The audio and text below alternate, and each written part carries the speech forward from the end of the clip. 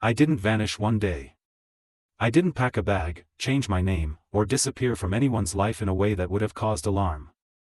There was no moment people could point to and say, that's when they left. I disappeared slowly. So slowly that no one noticed, including me. From the outside, I was still there. I answered messages. I showed up when expected.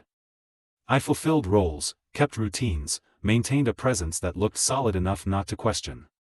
But inside, something had already gone missing. The first thing to disappear was urgency. I stopped feeling like anything needed to happen now. Dreams became optional. Desires became inconvenient. I told myself that life wasn't meant to feel intense all the time, that calm was healthier than longing, that stability was proof I was doing things right. I believed that. I learned how to exist without asking too much from my days. I stopped expecting them to surprise me. I treated life like something to manage rather than something to enter. That made everything easier. And emptier. I didn't feel unhappy, which is why it took so long to notice. Unhappiness draws attention. It demands explanation. What I felt was something quieter, a gradual thinning of presence. Like sound being lowered 1 degree at a time until silence feels normal. I became good at being neutral. Good at not reacting too strongly. Good at not wanting too much. Good at adjusting instead of choosing. People trusted me because I was predictable. Calm. Reasonable. I didn't make waves. I didn't demand space. I didn't complicate things. I was easy to keep around. What no one saw was how much of myself I was removing to stay that way. I stopped arguing with discomfort. When something felt wrong, I told myself it wasn't serious enough to address. When I felt restless, I blamed tiredness. When I felt disconnected, I told myself everyone feels that way eventually. Normalization is powerful. If you repeat something often enough, it stops sounding like a warning and starts sounding like truth. Years passed without markers. Birthdays came and went without meaning. Achievements felt distant, as if they belonged to someone else. I watched my life accumulate from the outside, the way you watch furniture fill a room you don't really live in. I didn't feel like I was failing. I felt like I wasn't fully here. The strangest part was how invisible this disappearance was. No one asked if I was okay because nothing looked wrong. I had learned how to function without friction. How to hide absence behind reliability. And I hid it well. I remember a moment when someone said, casually, "You're always the same." They meant it as a compliment. I smiled. Inside, something went cold. Because I realized they were right, and that scared me. I hadn't grown. I hadn't shifted. I hadn't changed in any meaningful way for a long time. I had been maintaining a version of myself that required very little risk and very little truth. Sameness felt safe. But it also felt dead. I started paying attention to how rarely I felt anticipation. How the future felt like a continuation instead of a possibility. I stopped imagining different versions of my life because imagining them hurt more than ignoring them. It was easier not to look. That's how disappearance works. It doesn't ask for permission. It waits for you to stop paying attention. I didn't lose myself in one bad decision. I lost myself by not making decisions at all. By letting days decide for me. By choosing comfort every time a choice felt uncomfortable. I told myself I was being patient. I was actually retreating. And the most unsettling truth was this: no one needed me to be fully present. My partial presence was enough. My quiet participation kept everything running smoothly. So I stayed half here. Half alive. Half awake. I hadn't left my life. But I wasn't inside it either. And that was when it finally occurred to me, late, but clearly, that disappearing doesn't always look like absence. Sometimes it looks like showing up without ever arriving. Once I noticed how absent I had become, everything felt sharper. Not louder, sharper. The silence I had been living in suddenly had edges. Ordinary days began to feel uncomfortable, not because anything was wrong, but because I could no longer ignore how little of myself I was bringing into them. I realized I had been living on minimum settings. Minimum emotion. Minimum desire. Minimum resistance. I had learned how to shrink my inner life until it fit neatly inside routines that never challenged me. And because nothing demanded more, I never gave more. That's how time slipped through me unnoticed. I started remembering moments from years ago, not vividly, but vaguely, like photographs that had faded in the sun. I couldn't recall what I had felt, only what I had done. My memories were procedural, not emotional. That scared me. Because it meant I hadn't been there for my own life. I began asking myself when this had started. There was no clear answer. No trauma I could point to. No crisis that justified withdrawal. That made it worse. I had disappeared without a reason dramatic enough to explain it. Which meant the responsibility was mine. I had chosen this quiet erasure because it was easier than staying present in a world that demanded choices. I had opted out emotionally while continuing to participate practically. And I had been rewarded for it. People liked me better when I didn't need much. When I didn't complicate things. When I adapted quickly and complained rarely. I had learned early that presence comes with friction, and friction makes people uncomfortable. So I smoothed myself out. Over time, that smoothing became automatic. I didn't notice when I stopped reacting authentically. I responded the way I was expected to. I felt what was appropriate. I avoided intensity. Intensity felt dangerous. Because intensity asks questions you can't ignore. I realized I hadn't been avoiding pain, I had been avoiding choice. Staying half-present allowed me to drift without committing to any direction. As long as I didn't want too much, I couldn't be disappointed. As long as I didn't care deeply, nothing could really hurt me. That strategy worked. Until it didn't. The internal breakdown didn't arrive as panic. It arrived as a slow accumulation of regret. Not for specific mistakes, but for absence. For the years I had lived as an observer instead of a participant. I felt it most strongly at night. Lying awake, I would feel a strange emptiness, not loneliness, not sadness, but a sense of having missed something important without knowing exactly what it was. Like arriving late to an event where everyone else had already left. I started thinking about time differently. Not as something that would eventually force change, but as something that was quietly being spent whether I was present or not. I realized I had been waiting for a moment when I would naturally feel alive again. That moment wasn't coming. Life doesn't return what you withdraw. It adapts to your absence. That realization terrified me. Because it meant that if I continued like this, there would be nothing dramatic to stop me. No collapse. No warning. Just more years of quiet disappearance. I imagined myself older, still functioning, still reliable, still fine. Still telling myself that this was normal. That this was enough. And I felt a deep, cold fear. Not of failure. Of never truly existing.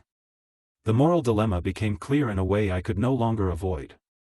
I could continue disappearing quietly, maintaining a life that worked without me being fully in it. Or I could attempt something far more painful, returning to myself. Returning meant risk. It meant intensity. It meant disappointment.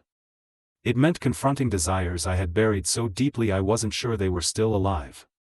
And worst of all, it meant admitting how much time I had already lost. Part of me wanted to stay half gone just to avoid that grief. Because grief would mean acknowledging that I had been missing from my own life for a long time. That acknowledgement felt unbearable. I tried to bargain with myself. I told myself I could become more present without changing anything externally.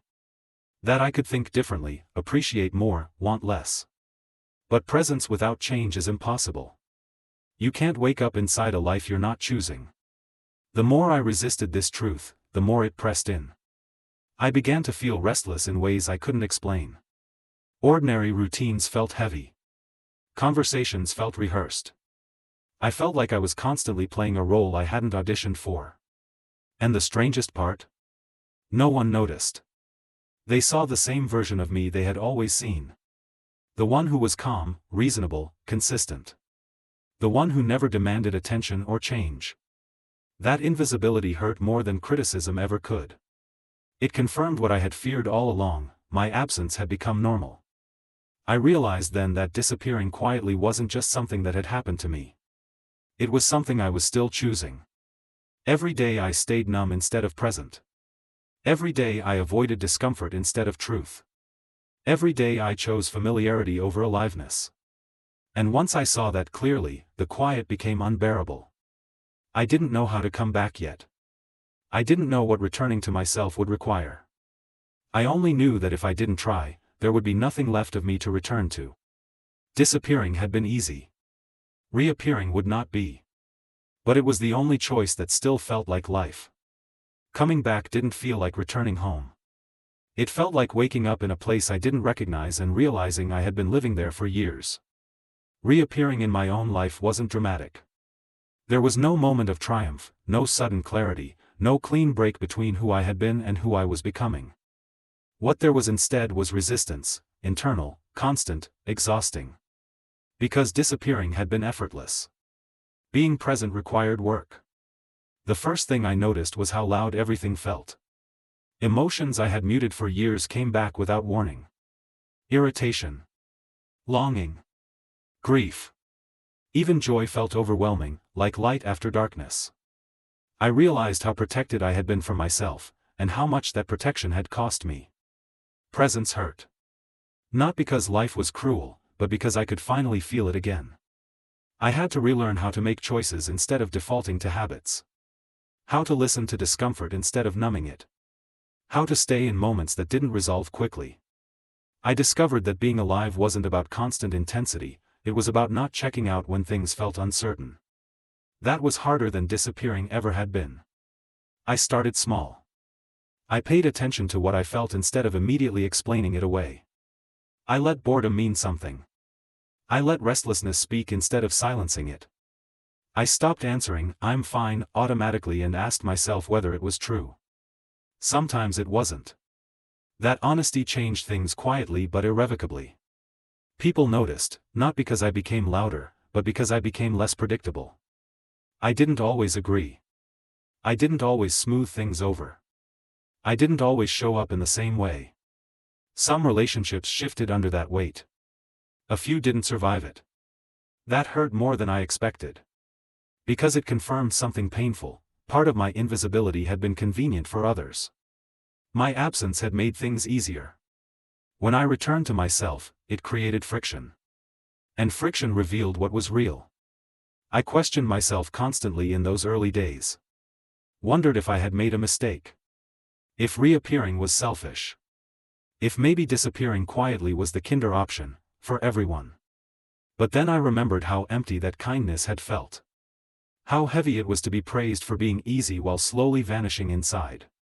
How frightening it was to realize that no one would notice if I was gone as long as I kept functioning. I couldn't go back to that. Being present didn't make my life instantly meaningful. It made it uneven. Some days were uncomfortable. Some were raw.